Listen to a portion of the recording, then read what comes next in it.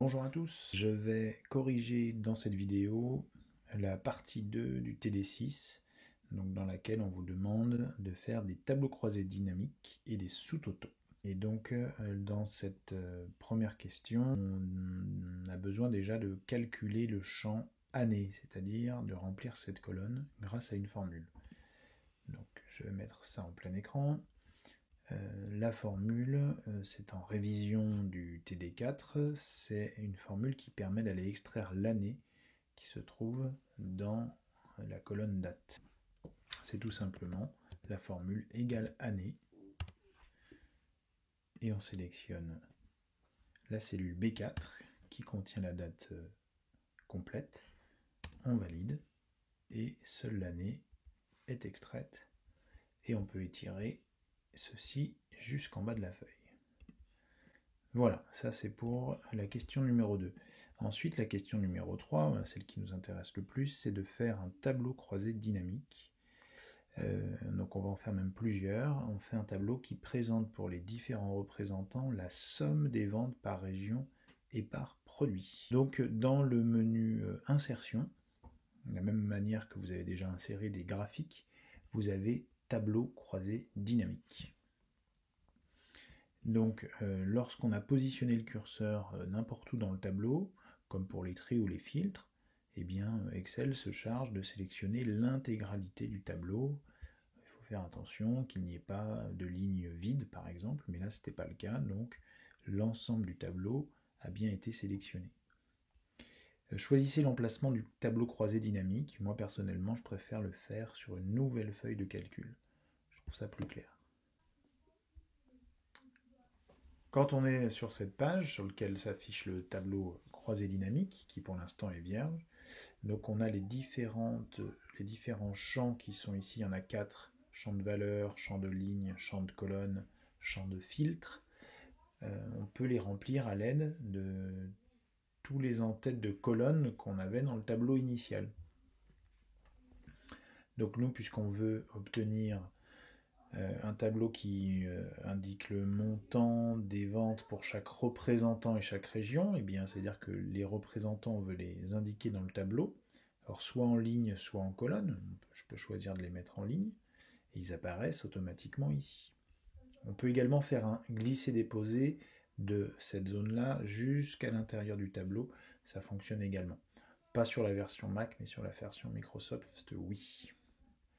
Voilà, donc les régions, on peut également les rajouter sur la même ligne. L'autre chose que l'on voulait, c'était les produits. Alors justement, pour varier un peu, on peut les mettre en colonne. Alors c'est là qu'on voit que le tableau a une taille qui est peut-être trop importante, donc il ne faut pas hésiter à faire des essais, par exemple mettre les produits en ligne et les régions en colonne va donner peut-être un tableau plus intéressant dans sa présentation. Voilà, on a bien tous les représentants, les différents produits, les différentes régions. Et puis le dernier champ, c'est le plus important ici, c'est qu'est-ce qu'on veut mettre qui correspondra à chacune des cases. Eh bien, on veut mettre les ventes, et c'est la somme des ventes qui nous intéresse. Donc ces ventes, on va les mettre en champ de valeur.